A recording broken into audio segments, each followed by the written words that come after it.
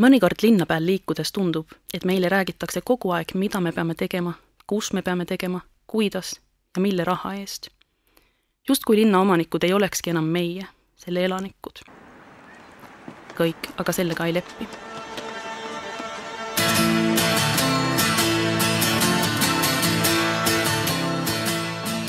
Parkour on sport või elustiil, mida võib harrastada keset linna ilma mingisuguste vahenditeta. Ainus, mida on vaja, on linn, oma keha ja üks paar kõlblikuid spordikingi. Parkouris eesmärgiks on liikuda nii kiiresti ja tõhusalt kui võimalik. Kui ette tuleb sein, ronitakse sellest üle. Kui kahe korruse vahel on kiiremgi tee kui trepp, valitakse see. Hüpatakse otse alla või ronitakse käsipuud mööda üles. Parkouri harrastaja, treisseri või trassööri jaoks oluline on loovus. Miks parkour? Miks mitte? See on hea treening on, saab feimi. Nagu paljud inimesed hakkasid minema sellepärast, et ma nägin internetis, nägin videosid teistest, kes on juba teinud. Ja kui kaua, ma ei oskagi öelda, võib-olla 3 aastat vähem rohkem, täpselt ei mäleta. Ja nii hakkasingi tegema. Miks? Tundus huvitav. Algul lihtsalt hüppasin üle seinte ja siis hakkasid edasi arenema. See on Parkouris ongi hästi huvitav see, et sa näed enda arengut kõrvalt. Ma nägin oma venna videot, käisin seda filmimas, vend tegi. Mõtlesin, lahe, et ma hakkan ka. Algus oli see üldse nagu, et mingi lahe, ma hakkan siit alla hüppama, siit üles, siit panen nii ja naa, aga siis nagu pika peale vajus see kõik ära, nagu said alles tõsi selle õigele pointile pihta, nagu, mis see värk on sellega. Aga tegelikult olen 3 aastat ja mingi 2 kuud, 3 kuud, midagi sellist.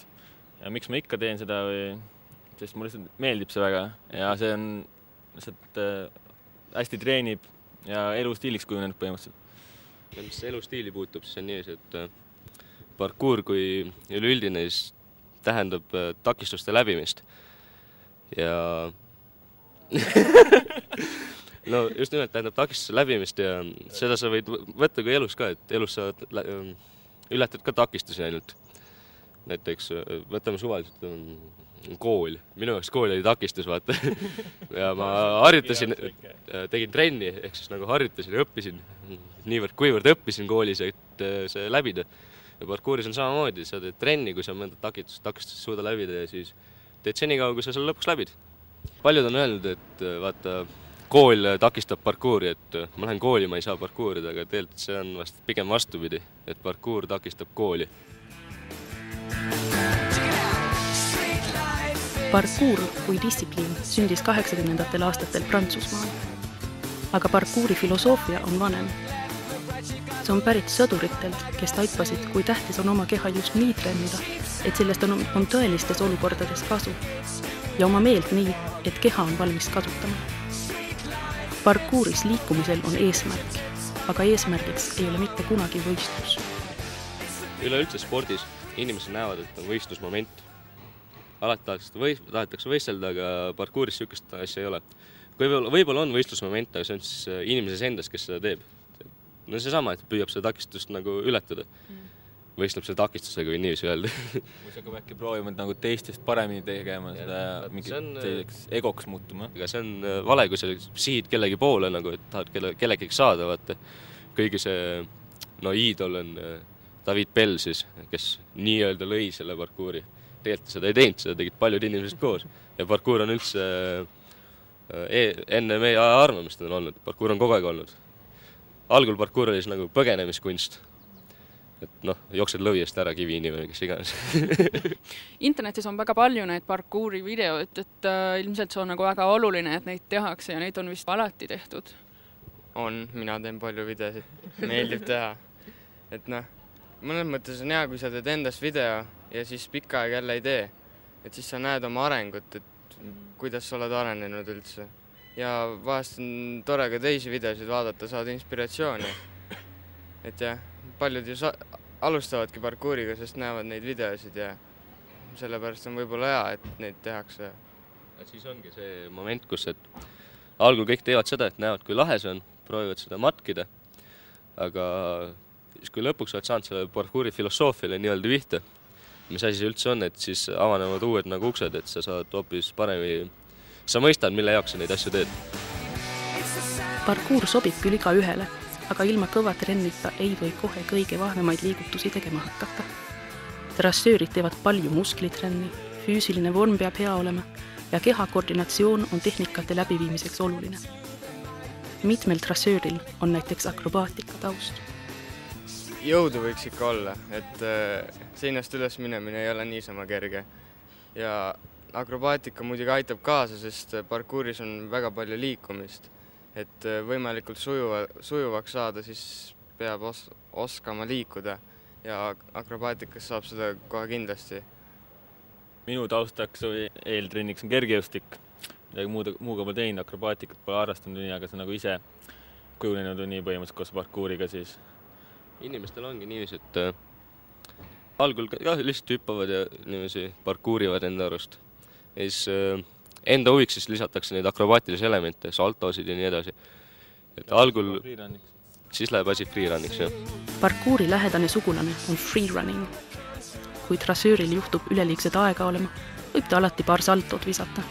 See on loov, kuid mitte tõhus. Parkuur on siis tõhus liikumine. See on siis, kui Reimond tuleb siit suure hooga, hüppab üle selle seina. Aga kui ta tuleb siit suure hooga ja teeb mõne salto ka veel, siis see ei ole enam nii tõhus, siis see on nagu freerun. Inimesed jagavad selle niiviisi kahte. Need on kaks nagu erinevat spordiala, aga põhimõtteliselt üks on sama distsipliin. Parkuuri filosoofiale on oluline flow mõte. Flow on sulavus, loov mõtlemine. Flow on voolavus, et sa nagu rula või BMX-i võistlustel on üks nagu run, et siis parkuuris sa võid enam-vähem sama teha ja see tulebki flowna välja. Kui teed erinevaid takistusi, on hulk takitusi, mingi väike sein, suurem sein, kast, toru, et sa proovid selle kõike ühe sihukese ilusasti läbida. Parkuur ei ole ekstreemsport. Trassöörid ei ole hulljulged. Väikeste haavadega tuleb arvestada ja kõige uhkemaid riideid kohe kindlasti ei tule trenniks selga panna. Aga trassöörid teevad siiski alati kindlaks, et ei tee endale, kellegile teisele või keskkonnale kahju. Milliseid reaktsioone siis see tekitab, kui te linna peal jooksete ja hüppate ja ronite? Kas teid peetakse huligaaniteks? Mingil määral, mõned vanemad inimesed vaatavad, jumala eest, ega ta ei kuku, on ju. Kas nad on mures või kas nad on pahased tebene? Kuidas kunagi? Pigem enamus on ikka mures rohkem. Ei, vast ikka pigem pahased. Inimestel on niiviisi, et nad ei tea, millega asi on, sellepärast ongi kartmatus teadmatuse eest. Nad arvavadki, et me tuleme ja laamendame, just nimelt, et oleme vandaalid. Tegelikult me ju ei ole, sest me aitame trenni. Ja meil on korduvalt olnud kokkupuuteid politseiga ja politsei suhtub sellesse mõistvalt, sest kui sa seletad ära, mis me teeme korralikult, siis on kõik hästi.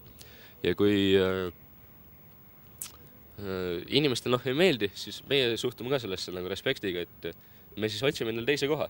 Me ju ei saada neid inimesi pikalt selle pärast. Ma loodan, et nemad mõistavad meid ja meie neid.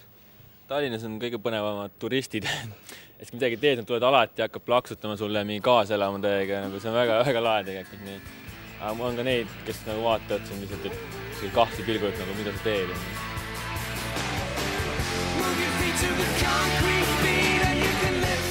Kui oled parkuuri teinud, hakkad nägema oma ümbruse teistmoodi. Linn ongi jälle selle elanike oma. Linn on ju lausa mänguväljas.